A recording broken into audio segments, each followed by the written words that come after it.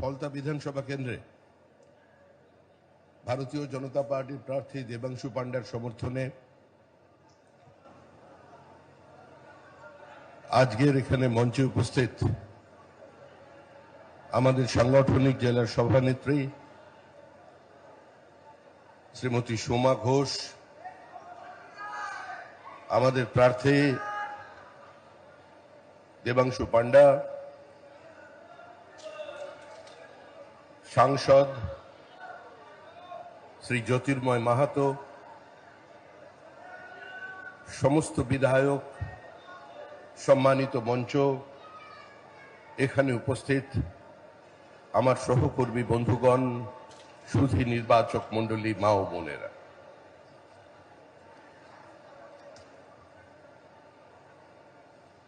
আজকের সভার শুরুতেই আমরা প্রথমেই প্রণাম জানাচ্ছি হাকিমনগরের সেই মায়েদের, বোনেদের, যাদের কারণে এখানে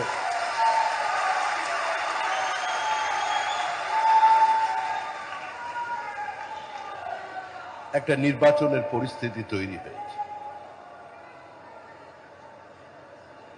দেখুন, একটার পর একটা নির্বাচন এসেছিল বামফ্রন্টের আমলে। আমরা যারা বিরোধী অবস্থানে ছিলাম,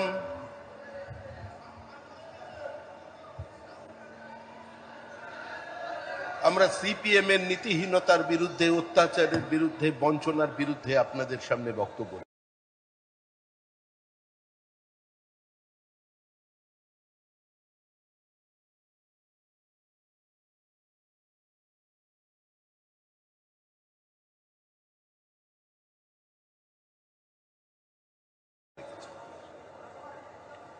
চৌত্রিশ বছরের একটা বাম শাসনের অবসান চেয়ে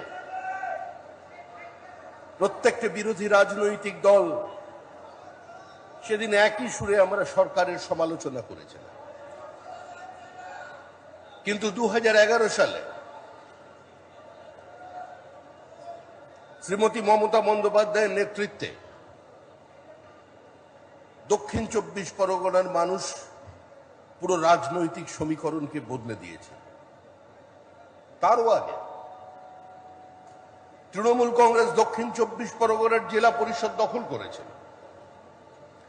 সেদিন থেকে এই অঞ্চলের মানুষ পরিবর্তনের সূচনা করেছিলেন, নীতিহীনতার বিরুদ্ধে, পুলিশকে দলীয় স্বার্থে ব্যবহার করে প্রশাসনের রাজনীতিকরণের বিরুদ্ধে। আর তারপর আমরা আমাদের মতো করে রাজনীতি করেছি। আমরা কি করতে পেরেছি তাও এই অঞ্চলের মানুষ জানেন, কি করতে পারিনি তাও এই অঞ্চলের মানুষের কাছে অজানা নয়। আমরা মানুষের সামনে দাঁড়িয়ে বলেছি যে রক্ত মাখা অস্ত্র হাতে যত রক্ত আঁখি, শিশু পাঠ্য কাহিনীতে থাকে মুখ ঢাকি। আমি তো জীবনে কোনোদিন কাউকে ব্যক্তিগত আক্রমণ করিনি। আমি তো কোনোদিন মুখ্যমন্ত্রীকে চোর বলে কোনোদিন আওয়াজ তুলিনি। আমাকে মারল কেন? তাই আমি ভেবেছিলাম রাজনৈতিক সৌজন্য বজায় রেখে অন্তত এখানে আসবার পথে দু একটা ওই পরিবারের ছবি দেখতে পাবো। ছবি আজকে তৃণমূল কংগ্রেসের পতাকা নেই, তৃণমূল কংগ্রেসের ছবি নেই। 2019-এর নির্বাচন, এই লোকসভা কেন্দ্রে বিভিন্ন মসজিদে মাইক লাগিয়ে ঘোষণা করে দেওয়া হয়েছিল, যারা অন্য ধর্মের মানুষ আছেন তারা চলে যান এখান থেকে, এই নির্বাচনে আপনাদের থাকবার কোনো প্রয়োজন নেই।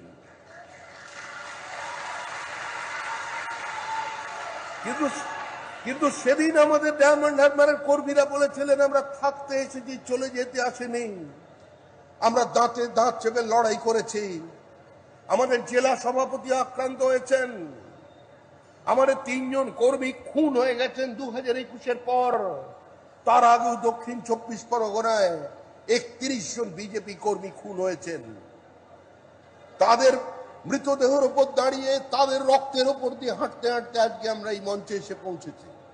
তারপরে যে সরকার দেখেছি, সেই সরকারে দেখলাম নেতা, নেত্রী, মন্ত্রী, শান্ত্রী পুলিশ প্রশাসন মিলে মিশে একাকার হয়ে গেল।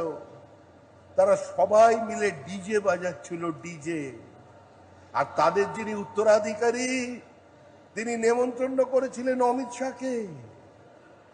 তিনি বললেন আসুন 12টার সময়, 4 তারিখ বেলা 12টায় রবীন্দ্রসঙ্গীতও চলবে, ডিজেও চলবে। রবীন্দ্রনাথ তো ওপর থেকে চমকে চমকে উঠছে। এখন অবস্থা কি?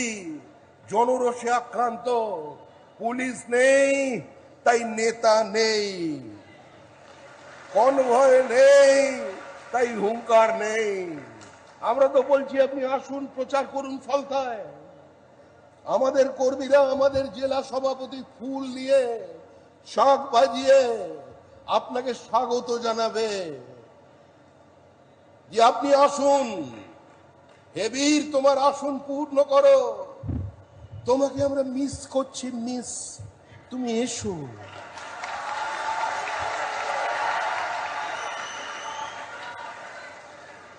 আমাদের কর্মীরা গিয়ে বলছেন যেরকম করে না, একটু তো এসো।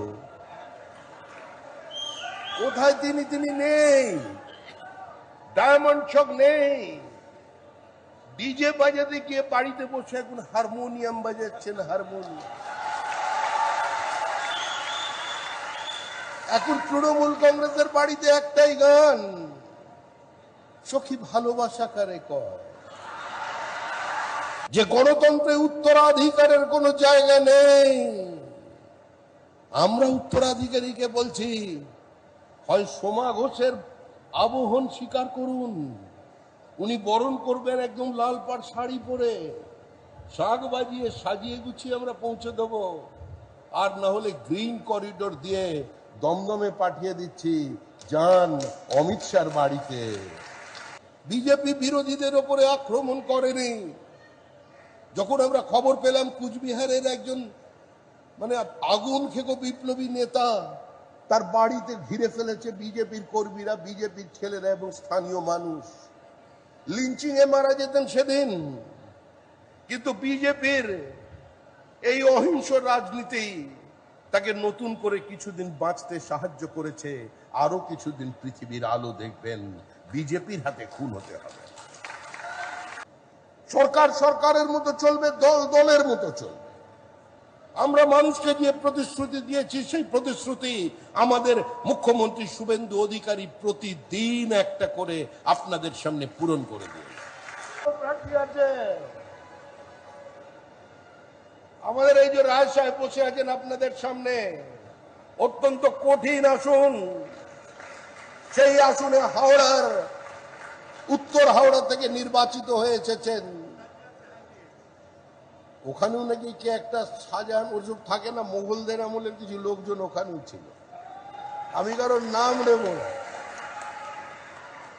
এদের নাম যত নেবেন তত এদের গুরুত্ব বাড়বে। এরা নাম নেওয়ার মানুষ নয়, এদের জন্য রাজনীতি নয়। আজকে মমতা বন্দ্যোপাধ্যায়কে দেখলে মানুষ তার বিরুদ্ধে স্লোগান দিচ্ছে। অগ্নিকন্যা মমতা বন্দ্যোপাধ্যায়ের এই পরিস্থিতির জন্য দায়ী কারা?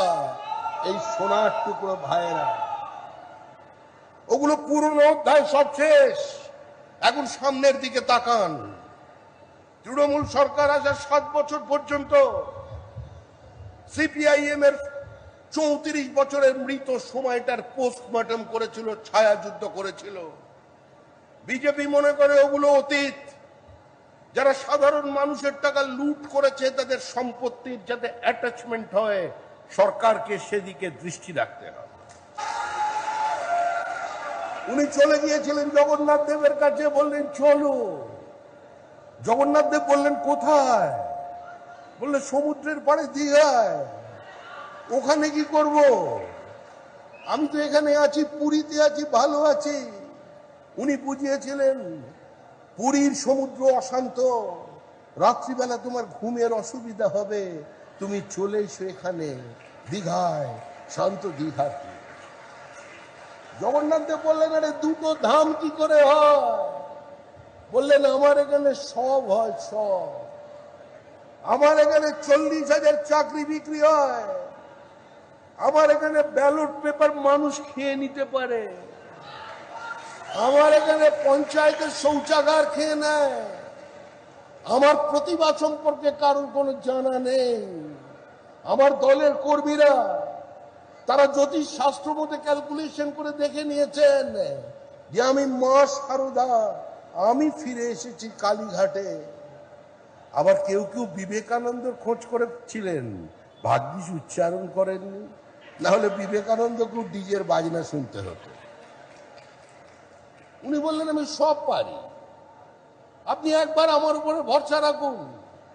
রবীন্দ্রনাথ গীতাঞ্জলি লিখেছেন, আমি আপনার জন্য কথাঞ্জলি উপহার নিয়ে বসে আছি। রবীন্দ্রনাথ গীত বিতান লিখেছিলেন, আমি আপনাকে স্বাগত করব কথা বিতান দিয়ে, কবিতা বিতান দিয়ে। রবীন্দ্রনাথ বিশ্বভারতী দিয়েছিলেন, আমি বিশ্ব বাংলা দেব। আমি নজরুলকে মুসলমান বানিয়ে দিয়েছি। আমি পশ্চিমবঙ্গের মাটি থেকে রবীন্দ্র নজরুল সন্ধ্যাকে সম্পূর্ণভাবে নিশ্চিহ্ন করে তার জায়গায় ডিজে নিয়ে এসেছি। এখন আর রবীন্দ্রসঙ্গীত কেউ শুনবে না। আমার রাজত্ব তো টুম্পা সোনা চলছে, টুম্পা সোনা। पिताजी, मेरा रिपोर्ट कार्ड मैं फिर से फेल हो गया।